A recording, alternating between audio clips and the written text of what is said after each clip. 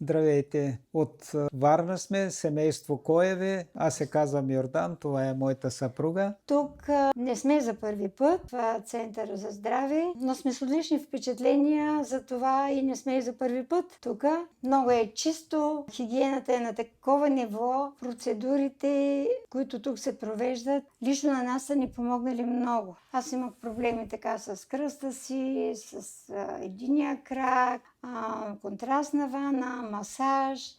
Персонал е хора с усмивки, а съвременният човек има толкова голяма нужда от това. Някой да му се усмихне и то просто няма как и че да не се усмихнеш. А какво по-голяма терапия от усмивката? Храната невероятна е, защото никъде където сме ходили по други почивни станции или санаториуми, никъде няма такава храна. Тук има закуска, обяд, вечеря, в изобилие, можеш да се вземеш колкото искаш, от каквото си искаш. Много полезни лекции се водят за здравето.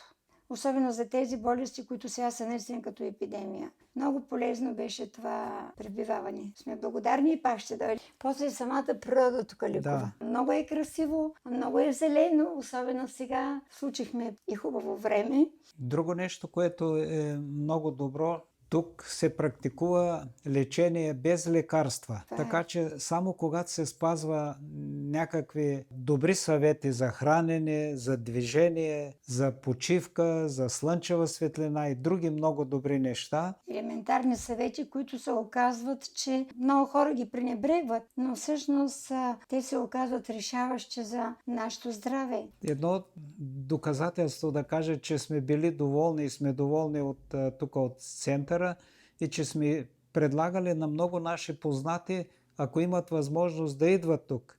И ето един наш познат, който е бил преди 2-3 месеца ли тук, много доволен и казва: ми поздравете там екипа.